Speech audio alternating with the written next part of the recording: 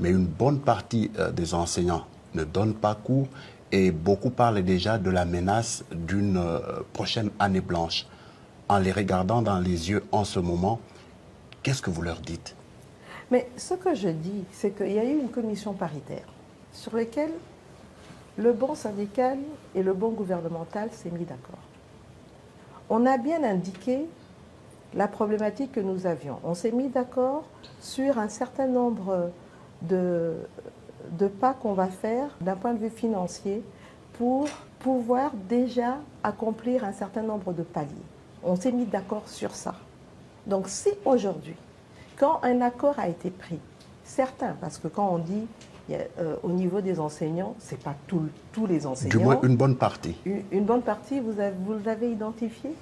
Vous avez fait cette analyse? En tout cas, ils sont de plus en plus nombreux. Ils sont de plus en plus nombreux, mais je pense qu'à partir du moment où on s'est mis d'accord et qu'on a dit qu'en 2025, on allait continuer, on préfère aller sur une année blanche. Je ne pense pas que ce soit la solution. Le gouvernement a montré sa bonne foi. Nous venons d'arriver, nous avons montré notre bonne foi. Nous avons un budget que nous n'avons pas, nous, élaboré.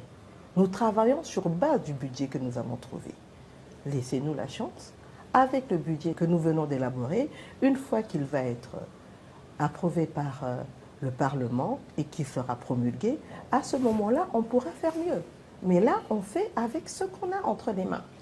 Malheureusement, madame, quand on parle avec les syndicats tels que les SIECO, les Synécat et tant d'autres, ils accusent le gouvernement de ne pas négocier avec les bonnes personnes.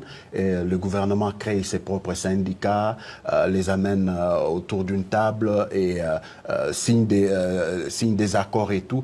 Eux, ils estiment que vous ne parlez pas avec beaucoup de personnes, les bonnes personnes, et votre gouvernement n'échappe pas à cette situation.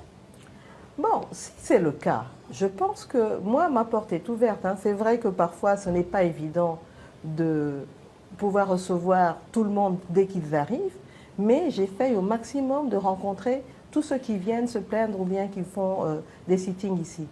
Donc, si c'est vraiment le cas, je pense qu'il est important, plutôt que de faire subir cette grève à nos enfants, de pouvoir venir et qu'on discute sur cette représentation. Mais ça aussi, c'est une responsabilité des syndicats.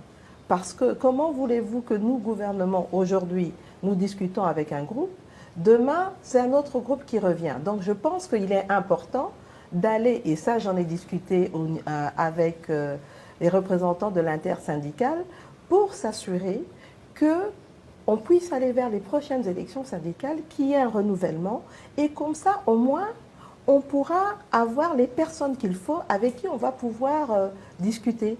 Mais pour l'instant, je pense qu'une certaine dose de patriotisme est importante pour ne pas laisser nos enfants à l'abandon et permettre au moins que ces enfants puissent aller à l'école.